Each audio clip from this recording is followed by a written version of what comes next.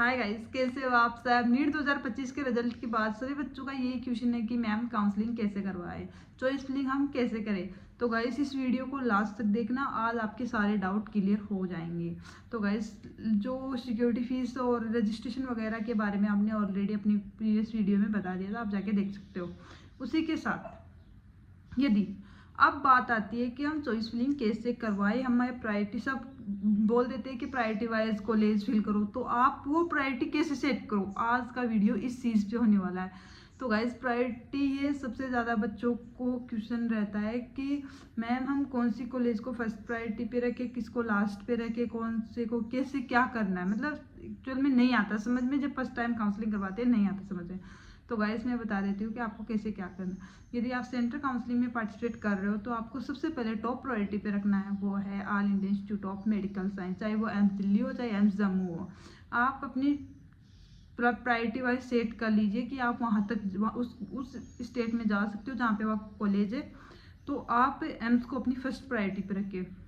जितने भी एम्स है, एम्स को फर्स्ट प्रायोरिटी रखने के बाद अपनी स्टेट की टॉप मेडिकल कॉलेज, यदि आप के अच्छे मार्क्स है और आप अपने स्टेट में लेना चाहते हो तो आप ये, और सेंट्रल काउंसलिंग के थ्रू लेना चाहते हो तो आप सेंट्रल काउंसलिंग के थ्रू भी अपनी टॉप 5 जो कॉलेज हैं स्टेट की वो पहले फिल कर सकते हो, फिर रिमेनिंग एम्स फिल कर सकते हो। मतलब टॉप एम्स, फिर उसके बाद टॉप 5 पे मेडिकल कॉलेज अपनी स्टेट की, और फिर रिमेनिंग एम्स। यदि आप एम्स यार हर चीज़ में बेस्ट है, यदि मेरी मानो तो आपको एम्स ही चूज़ करनी चाहिए, क्योंकि एम्स में चाहे फीस से लेके फैसिलिटी वाइज सब एक नंबर है। एकेडमिक से देखो चाहे स्पोर्ट्स लेवल से देखो या हर किसी भी वे में देख लो आप, एम्स बेस्ट है। तो एम्स, उसके बाद आपकी स्टेट की टॉप 5 मेडिकल कॉलेज। यदि आप फॉर एग्जाम्पल आप राजस्थान से हो तो आपकी टॉप 5 कौन कौन सी होनी चाहिए, जैसे कि SMS, RUHS जयपुर, उसके बाद बीकानेर, अजमेर, उदयपुर, कोटा वगैरह, ये टॉप आपकी 5 मेडिकल कॉलेज। जोधपुर, ये आप पहले फिल कीजिए। ठीक है, यदि आप उत्तर प्रदेश से बिलोंग कर रहे हो तो आप KGMU लखनऊ जो टॉप कॉलेज है, उन अपनी स्टेट की टॉप 5 मेडिकल कॉलेज आप फिल कीजिए। उसके बाद अपने आसपास के जो स्टेट है, क्योंकि यार इसमें जो काउंसलिंग होती है वो पूरी इंडिया की होती है, उसमें हर आपको कोई से भी स्टेट में आपका नंबर आ सकता है। तो लैंग्वेज का काफ़ी ज़्यादा ध्यान रखना होता है, क्योंकि यार हमें डील करना होता है ग्राउंड लेवल की पॉपुलेशन से। यदि हमारे पास कोई पेशेंट आएगा इंटर्नशिप वगैरह में, आप जब पोस्टिंग जाओगे सेकेंड ईयर से, अब वो पेशेंट आपसे बात करेगा अपनी लैंग्वेज में, आपको जब लैंग्वेज ही समझ नहीं आएगी तो आप उसका क्या मतलब क्या सीख पाओगे वहाँ पे। लैंग्वेज का बहुत ज़्यादा ध्यान रखना है। यदि आप नॉर्थ के हो तो आपकी प्रायोरिटी होनी चाहिए कि आपको नॉर्थ की साइड ही कॉलेज मिले, यदि आप साउथ के हो तो आपको साउथ की साइड ही कॉलेज मिले। मतलब अपने लैंग्वेज का काफ़ी ज़्यादा ध्यान रखना है। उसके बाद कि लैंग्वेज, फिर उसके बाद अपने जो आसपास की स्टेट है उनकी टॉप 2 या 3 कॉलेजों को फिल करना है। मतलब आप सोच के जहाँ 6-7 आपकी स्टेट आसपास, आपकी स्टेट के आसपास 6-7 स्टेट है तो आप उनकी 2-2, 3-3 कॉलेजों को सबसे पहले फिल करो जो टॉप है। फर्स्ट राउंड में होगा, फिर सेकंड राउंड में फिर आप उनकी टॉप कॉलेजों को फिल करो। मान लो आपने यूपी से स्टार्ट किया, यूपी की टॉप कॉलेज है आपने फिल की, ठीक है 2 या 3, फिर और सारी स्टेट की फिल की, फिर वापस फिल होने के बाद 40 के आसपास आपकी कॉलेज फिल हो जाएगी, फिर आपको वापस यूपी से स्टार्ट करेंगे, यूपी की जो सेकंड 4 से 6 टॉप कॉलेज है उनको फिल करना है, फिर मतलब और स्टेट के सारे कॉलेजों को फिल करना है। ठीक है, उसके बाद आपकी जो स्टेट की जो रिमेनिंग आपने कॉलेजें फिल नहीं की थी उन कॉलेजों को फिल करना है, क्योंकि यार देखो अपने स्टेट में मिल जाए तो उसकी तो बात ही अलग है, हर किसी चीज़ की दिक्कत नहीं होने वाली, चाहे वो ट्रैवलिंग में हो या फिर खान पान की हो या फिर फीस वगैरह तो हो, तो हर स्टेट में ही हो तो, और भी मतलब लैंग्वेज वगैरह किसी की दिक्कत नहीं होगी।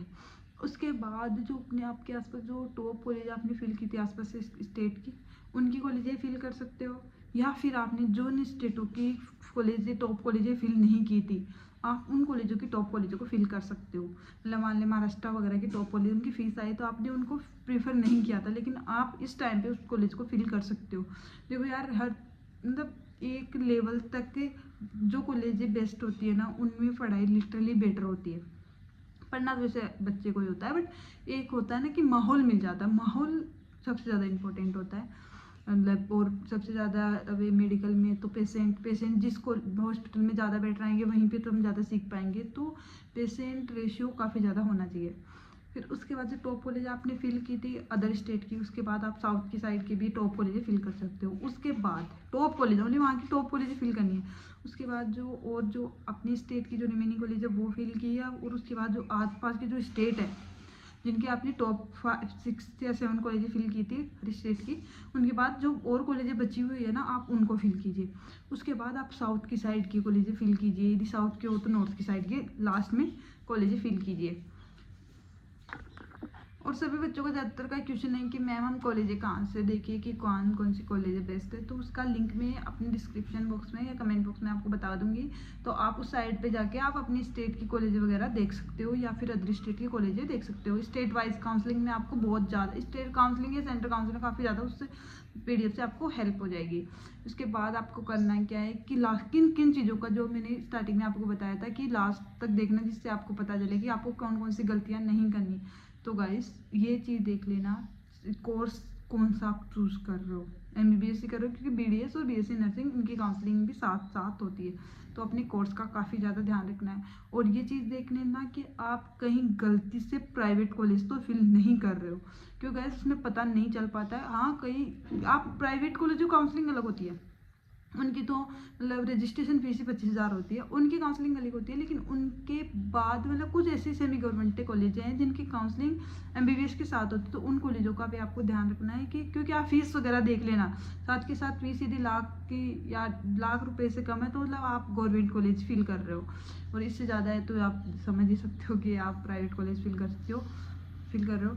तो उस चीज़ का भी काफ़ी ज़्यादा ध्यान रखना। उसी के साथ ये चीज़ ध्यान रखनी है कि, और अब इस चीज़ का ध्यान रखना, उसके बाद अपने डॉक्यूमेंट्स वगैरह पहले से वेरीफाई देख लेना एक बार कि कोई गलती तो नहीं है, क्योंकि लास्ट टाइम पे यदि आप कॉलेज में जाओगे और वहाँ के फैकल्टी ने आपको मना कर दिया कि आपके डॉक्यूमेंट्स में कुछ दिक्कत है, हम एडमिशन नहीं दे सकते, तो लास्ट टाइम आप वहाँ से आने से रही, यदि वहाँ से आएंगे तो क्या पता आपका मोपअप में एडमिशन हुआ और मोपअप में वहाँ पे आपको रिजेक्ट कर दिया गया डॉक्यूमेंट्स की वजह से, तो आपकी एक तरीके से साल ख़राब हो सकती है। तो उस चीज़ का काफ़ी ज़्यादा आपको ध्यान रखना है ताकि आपको कोई भी दिक्कत ना आए। इसी के साथ गाइस कोई भी आपको डाउट आ रहा है काउंसलिंग से रिलेटेड, कॉलेज फिलिंग से रिलेटेड, यदि आप काउंसलिंग कर रहे हो और आपको कोई भी समझ नहीं आ रहा, तो आप मेरे को तुरंत कमेंट कर सकते हो, मैं आप हो सके उतना जल्दी आपको रिप्लाई दे दूंगी। और अच्छे से काउंसलिंग करनी है ताकि आप एक बेटर मेडिकल कॉलेज में जा सको, और आप भी ये सोचो कि यार सही में आप उस टाइम पे वीडियो देख लिए और इतनी अच्छे से काउंसलिंग की ताकि आज इतने बेस्ट मेडिकल कॉलेज में हो। यार देखो आपने बहुत मेहनत की, लिटरली आपने बहुत मेहनत की ताकि आपको इस पेपर में, जहाँ पे काफ़ी बच्चों के पेपर एकदम ख़राब हो गए, उनको सिलेक्शन भी नहीं हो रहा, आपके इस पेपर में सिलेक्शन हो रहा है, मतलब आपने एक बहुत भयंकर तरीके की मेहनत की थी तब जाके आपका सिलेक्शन हो रहा है। तो गाइस यदि आपको काउंसलिंग से रिलेटेड अब भी कोई डाउट रह रहा है तो आप मेरे को कमेंट बॉक्स में पूछ सकते हो, और एकदम अभी से अपनी प्रायोरिटी लिस्ट बनाना स्टार्ट कर दीजिए ताकि आपको काउंसलिंग से रिलेटेड कोई भी दिक्कत ना आए और आप लो मार्क्स पे रहे बेस्ट मेडिकल कॉलेज में। तो जस्ट चलो बाय बाय टाटा।